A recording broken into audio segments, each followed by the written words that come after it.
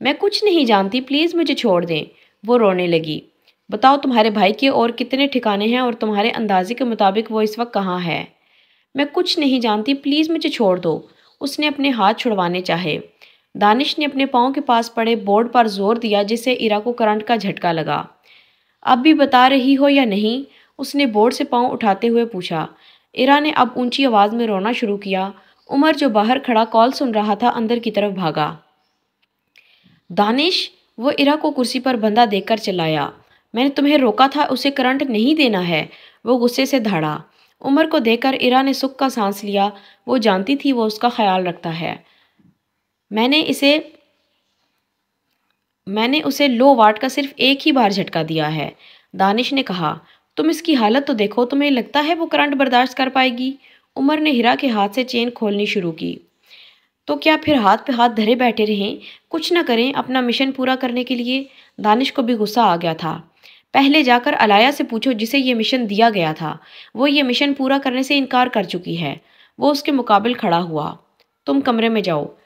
عمر نے ایرا سے کہا۔ ایرا چپ چاپ کمرے سے نکل گئی۔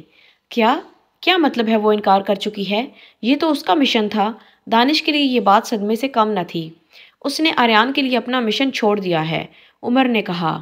ایرا اپنے کمرے میں جانے لگی جب اس کے دماغ میں ایک خیال آیا، یہاں سے بھاگنے کا خیال، کیونکہ دانش اور عمر تو بات کرنے میں مصروف تھے۔ وہ دبے قدموں باہر دروازے کی طرف بڑھی۔ اس کی خوش قسمتی سے دروازہ کھلا تھا۔ اس نے ایک بار بھی پیچھے مڑ کر نہ دیکھا اور بھاگتی چلی گئی۔ ڈاکٹر عشا کا چیک اپ کر گیا تھا۔ اسے 103 پر بخار تھا۔ میڈیسن لینے کے بعد وہ اب سو رہی تھی۔ فارس اس کے پاس بیٹھا اسے ہی دیکھ رہا تھا۔ اس نے عشا کا نرم ہاتھ اپنے مضبوط ہاتھ میں لیا۔ شہادت کی انگلی کو چومتے ہوئے اس نے باری باری سب انگلیوں پر ہونٹ رکھے۔ ٹیبلٹ کے زیر اثر وہ نیند کی وادیوں میں گم تھی۔ فارس نے اس کے بال سہلانے شروع کیے۔ اپنا رات والا رویہ یاد کر کے اسے شدید تکلیف ہو رہی تھی۔ اس نے جھک کر اس کی پیشانی کو چوما اور ساتھ لیٹ کر اسے اپنے حصار میں لیا۔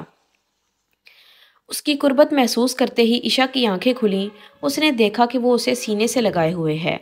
عشا کے دل کو ایک سکون ملا۔ اس نے فارس کے گرد اپنا بازو حائل کیا۔ عشا کے جاگنے پر وہ حیران ہوا۔ اس نے اسے خود سے الگ کیا اور اس کے چہرے کو دیکھنے لگا۔ عشا نے بھی اس سے نظریں نہ ہٹائیں، وہ بھی اسے دیکھنے کو ترس گئی تھی۔ مجھے ضروری کام ہے۔ وہ بہانے سے اٹھا۔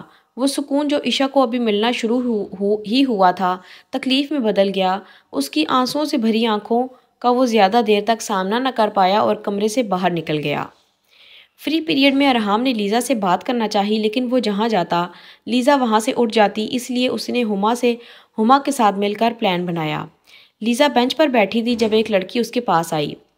لیزا تمہیں پچھلے گراؤنڈ میں ہما بلا رہی ہے۔ اس لڑکی سے ہما نے ہی کہا تھا۔ اچھا؟ لیزا حیران ہوئی کیونکہ وہ پچھلے گراؤنڈ میں کبھی نہیں گئی تھی۔ بیگ کندھے پہ لٹکاتے ہوئے وہ پچھلے گراؤنڈ کی طرف چلنے لگی۔ گراؤنڈ میں پہنچنے کے بعد اس کا فون رنگ ہوا۔ ہما کی کال تھی۔ ہیلو، کہاں رہ گئی ہو لیزا؟ کب سے بلوایا ہے تمہیں؟ ہما تیزی سے بولی۔ یار تم یہاں کیا کر رہی ہو اتنے ویران سے گراؤنڈ میں؟ نہ ڈھنگ سے بیٹھنے کی جگہ ہے نہ کچھ اور۔ لیزا نے منہ بسورا۔ یار میرا دل کر رہا تھا بھیڑ سے نکلنے کو، میں آخری 2 دیواروں کے درمیان میں بیٹھی ہوں، جلدی آ جاؤ۔ کیا دماغ ٹھیک ہے تمہارا؟ اتنی ہارر پلیس ہی ملی تھی تمہیں بیٹھنے کے لیے؟ پوری یونی میں آگ لگ گئی تھی کیا؟ اس نے حیرت سے کہا۔ اچھا اب زیادہ باتیں نہیں کرو، تیز چلو، میں فون رکھ رہی ہوں۔ لیکن ہما، اس سے پہلے وہ کچھ کہتی ہما کال بند کر چکی تھی۔ 5 منٹ بعد لیزا 2 دیواروں کے پاس پہنچی۔ یہاں سے اسے صرف کموں کی آوازیں ہی آ رہی تھیں۔ اسے اس ویران سی جگہ سے خوف بھی آ رہا تھا۔ تبھی کسی نے اس کا ہاتھ پکڑ کر اپنی طرف کھینچا۔ لیزا کے منہ سے چیخ نکلی۔ ارحام نے اسے دیوار کے ساتھ لگا کر اس کے ہونٹ سی دیے۔ لیزا کا دل زوروں سے دھڑک رہا تھا، وہ بہت ڈر چکی تھی۔ اس نے ارحام کو سینے سے دھکیل کر پیچھے کرنا چاہا، لیکن اسے لیزا کی مداخلت کچھ پسند نہ آئی۔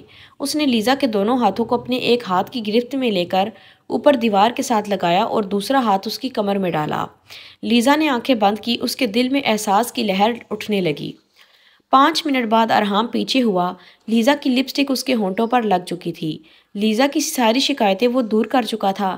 اسے سمجھ نہیں آ رہی تھی اب وہ ارحام سے کیا شکایت کرے۔ آئندہ مجھ سے دور ہوئی تو اسی طرح بدلہ لیا کروں گا۔ اس نے دونوں ہاتھ لیزا کی کمر میں ڈال کر اسے اپنی طرف دھکیلا۔ تو تم نے مجھے موقع دیا۔ آخر وہ شکوہ کر بیٹھی تھی جس پر وہ مسکرایا۔ کب دیا؟ अरहाम उसके होंठ चूम कर बोला। लीज़ा की आंखों में शर्म उतर आई।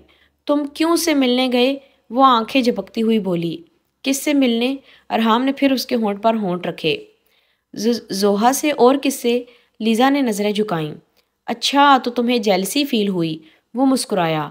हाँ हुई है, और क्या ना हो, शोहर हो मेरे। वो उसे घूरते हुए बोली। हाय, सदके जाऊं अपनी बीवी के इस अंदाज पे। वो उसे फिर से किस करने लगा। जब लीज़ा ने उसके होंठों पे हाथ रखा, अरहाम ने उसके हाथ को चूम लिया। लीज़ा ने शर्म से हाथ हटाया।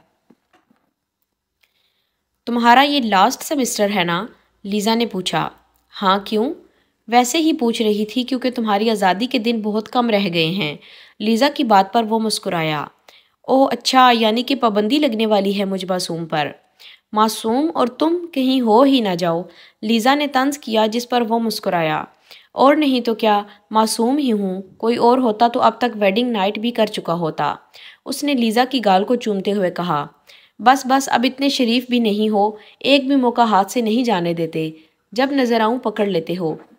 तो और क्या ना पकड़ूं? बीवी हो मेरी। पूरी दुनिया के सामने भी पकड़ूं तो कोई रोक नहीं सकता।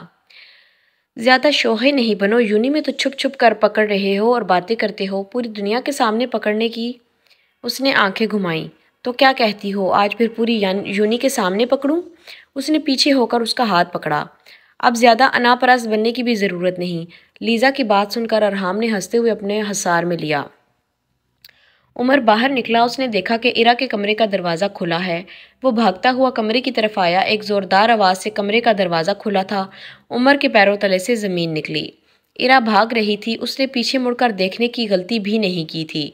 उसे समझ नहीं आ रहा था ये कौन सी जगह है। इस सड़क पर ट्रैफिक बहुत कम थी। ना ही उसे कोई टैक्सी नज़र आ रही थी, ना ही कोई ऑटो। उसने लिफ्ट लेने का सोचा। एक यही आखिरी रास्ता था उसके पास। वो सड़क के किनारे पर खड़ी हुई डर भी रही थी कि कहीं उसके लिफ्ट लेने से पहले उमर और दानिश न पहुंच जाएं। उसने दोनों हाथों से अपने बिखरे बालों को कंधे से पीछे किया।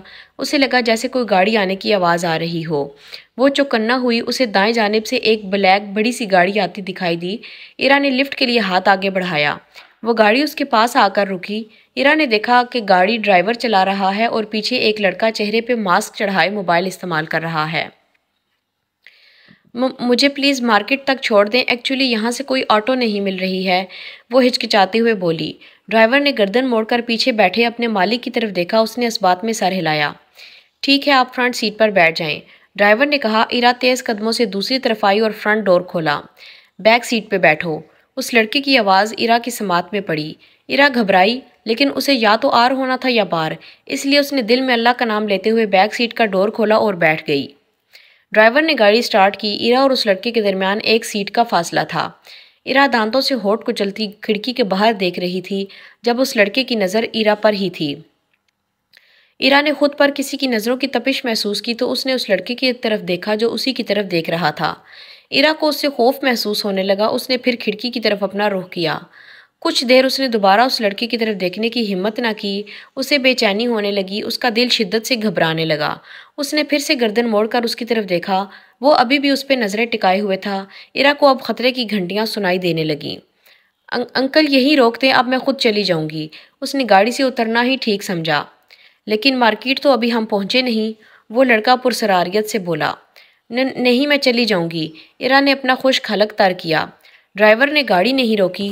इरा ने देखा कि वो गाड़ी किसी सुनसान इलाके में दाखिल कर चुका है। ये आप कहाँ ले जा रहे हैं मुझे? वो परेशान होने लगी। फिक्र नहीं करो, तुम्हें महफूज जगह पर ले जा रहे हैं। ये कहते हुए लड़की ने अपना मास्क उतारा।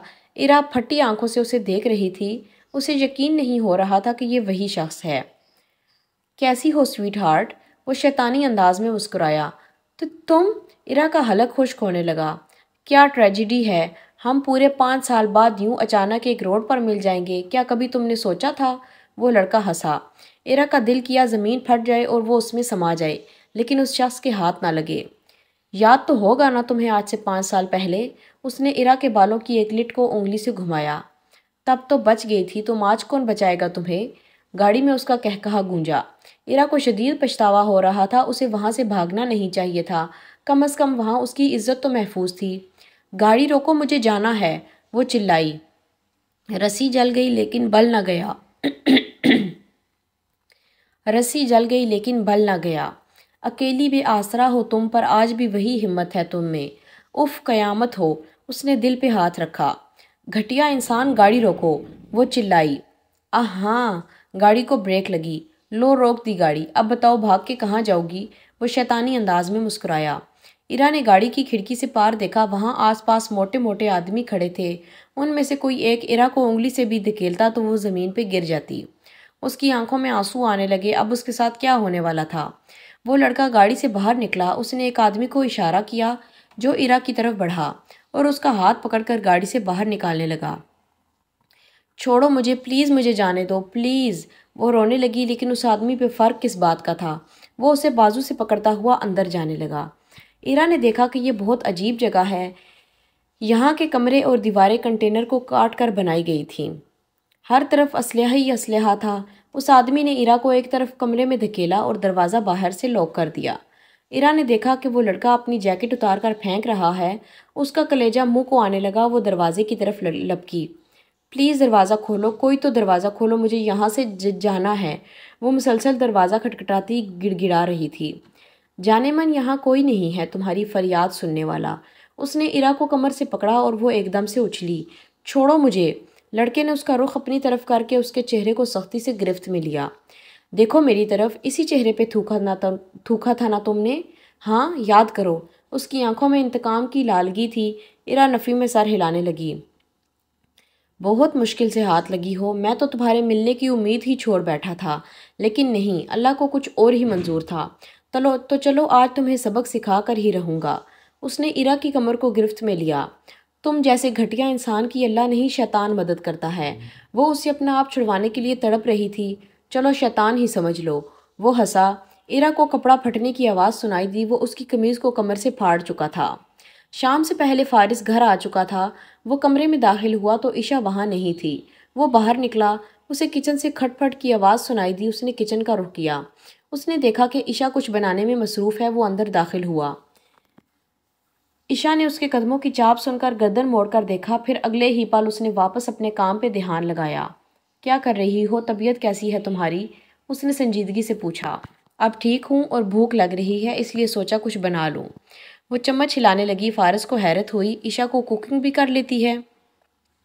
وہ چلتا ہوا اس کے قریب گیا۔ اس نے دیکھا کہ چاول بالکل کچے ہیں اور پانی خشک ہو چکا ہے۔ تم چھوڑو اسے، میں کھانا آرڈر کرتا ہوں۔ فارس کو ملال ہوا۔ کام میں بزی ہونے کے بعد وہ بھول ہی چکا تھا کہ عشا کے کھانے کے لیے گھر میں کچھ نہیں ہے۔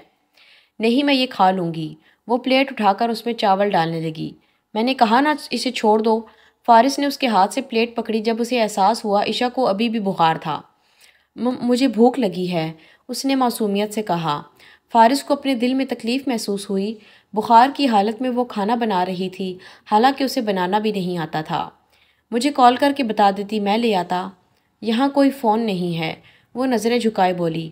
فارس کو دکھ ہوا، اس کا دل کیا وہ اسے سینے سے لگا لے، لیکن وہ رکا۔ وہ یہ نہیں کر سکا، اس کی وجہ سے اس کی گڑیا اس کے دشمنوں کے پاس تھی۔ تم لاؤنج میں بیٹھو، میں کھانا آرڈر کرتا ہوں۔ اس کے کہنے پہ عشا کچن سے باہر نکل گئی اور فارس کھانا آرڈر کرنے لگا۔ فارس، عشا کی میٹھی سی آواز اس کی سماعت میں پڑی۔ فارس نے موبائل سے نظریں اٹھا کر اس کی طرف دیکھا۔ بولو کیا ہوا؟ وہ ہاتھوں کو مسل رہی تھی۔ وہ چھوٹے چھوٹے قدم اٹھاتی ہوئی اس کے پاس آئی۔ فارس اسے ابھی بھی دیکھ رہا تھا جب وہ بنا کچھ کہے اس کے سینے سے لگی۔ I am sorry. وہ اس کے سینے سے لگی رو دی۔ اس کی دوری اب فارس کے لیے بھی برداشت سے باہر ہو گئی تھی۔ اس نے عشا کے گرد بازو حائل کیے۔ رو مت، اس کے کان میں بولا۔ فارس کی نرمی دیکھ کر وہ ہچکیوں میں رونے لگی۔ فارس نے اس کی کمر پہ گرفت کو سخت کر کے اسے اوپر اٹھایا۔ عشا نے اس کی گردن کے گرد بازو پھیلائے۔ فارو، وہ سرگوشی میں بولی۔ اس کے لفظ پہ فارس مسکرایا اور اسے اٹھائے ہوئے صوفے کی طرف بڑھا۔ صوفے پہ بیٹھ کر اس نے عشا کو گود میں بٹھایا۔ ایک ہاتھ سے اس نے نرمی سے عشا کی آنکھوں اور رخساروں کو صاف کیا۔ عشا نے سکون سے آنکھیں بند کیں۔ اس نے پھر سے اسے خود میں بھینچ لیا۔ عشا نے فارس کی گال پر ہونٹ رکھے۔ اس کی اس پیاری سی حرکت پر وہ مسکرایا اور اس کے نرم رخساروں اور تھوڑی کو دیوانہ وار چومنے لگا۔ عشا بھی نہایت سکون سے آنکھیں بند کیے بیٹھی رہی جب گیٹ پہ بیل رنگ ہوئی۔ کھانا آ گیا۔ فارس کے نہ رکنے پر عشا بولی۔ فارس پیچھے ہوا۔ آخری بار اس کے گال کو چومتے ہوئے اس نے عشا کو صوفے پہ بٹھایا اور باہر کی جانب چل دیا۔ وہ مسکرانے لگی، اسے اپنے پورے وجود میں سکون اترتا ہوا محسوس ہو رہا تھا۔ آج فارس نے اس سے ناراضگی ختم کر دی تھی۔ کچھ دیر بعد فارس ہاتھ میں باکس لیے اندر داخل ہوا اور کچن سے پلیٹ چمچ لیے واپس عشا کے ساتھ صوفے پر آ کر بیٹھا۔ کیا چیز ہے؟ عشا نے باکس میں جھانکا۔ فارس مسکرایا۔ اس نے بریانی نکال کر پلیٹ میں ڈالی۔ بریانی دیکھ کر عشا کی آنکھیں خوشی سے چمک اٹھیں۔ وہ پلیٹ اٹھانے لگی جب فارس نے اس کا ہاتھ پکڑا۔ عشا نے سوالیہ نظروں سے اس کی طرف دیکھا۔ تمہیں میں خود کھلاؤں گا، فارس نے کہا۔ جلدی کھلائیں، مجھے بہت بھوک لگی ہے، عشا نے بریانی کی طرف دیکھتے ہوئے کہا۔ تمہیں میری گود میں بیٹھنا ہوگا۔ عشا نے اس کی طرف دیکھ کر نظریں جھکائیں، پھر اٹھ کر اس کی گود میں بیٹھ گئی۔ فارس نے چمچ بھر کر اس کی طرف کیا۔ عشا نے منہ کھولا۔ فارس نے منہ کھول کر اس کا منہ اپنے منہ میں لیا۔ عشا اس کے اچانک عمل سے کانپ گئی۔ کس کرنے کے بعد وہ پیچھے ہوا اور چمچ اس کے منہ میں رکھا۔ اسی طرح وہ اسے کھلاتے کھلاتے اس نے پلیٹ خالی کی۔ فارس نے ایک آخری چمچ اس کے منہ میں ڈال کر چمچ پلیٹ میں رکھا۔ اس نے دیکھا کہ عشا کے ہونٹ پہ چاول کا دانہ لگا ہے۔ اس نے جھک کر اس کا نچلا ہونٹ اپنے ہونٹوں کی گرفت میں لیا۔ عشا کا دل دھڑکنے لگا۔ اس نے فارس کی شرٹ کے کالر پر اپنی گرفت سخت کی۔ وہ اس کے گال کو پکڑتا ہوا سکون اپنے اندر تک اتار رہا تھا۔ اس کے لمس میں شدت آنے پر عشا نے سختی سے آنکھیں میچ لیں۔ کچھ دیر بعد وہ پیچھے ہوا اور اسے اپنے بازوؤں میں بھر کر اٹھا۔ وہ کمرے کی طرف جا رہا تھا۔ عشا گھبرانے لگی۔ وہ کیا کرنے والا تھا یہ سوچ کر اس کی ننھی ہتھیلیاں بھیگنے لگیں۔ وہ کمرے میں داخل ہوا اور اسے بیڈ پر لٹایا۔ اس نے دراز کھول کر عشا کی میڈیسنز نکال کر اس کے ہاتھ میں رکھیں، پھر پانی کا گلاس اسے تھمایا۔ عشا نے میڈیسنز کھانے کے بعد دھڑکتے دل کے ساتھ اس کی طرف دیکھا۔ آرام کرو اب، فارس نے اسے لٹاتے ہوئے کہا، جس پر عشا نے سکون کا سانس لیا۔ فارس اس کی یہ حرکت بخوبی نوٹ کر سکتا تھا۔ میں لاؤنج میں بیٹھا ہوں، کچھ کام کرنا ہے، تمہیں کچھ کہنا ہو تو آواز دے دینا، ٹھیک ہے؟ اس کی بات پر عشا نے اس بات میں سر ہلایا۔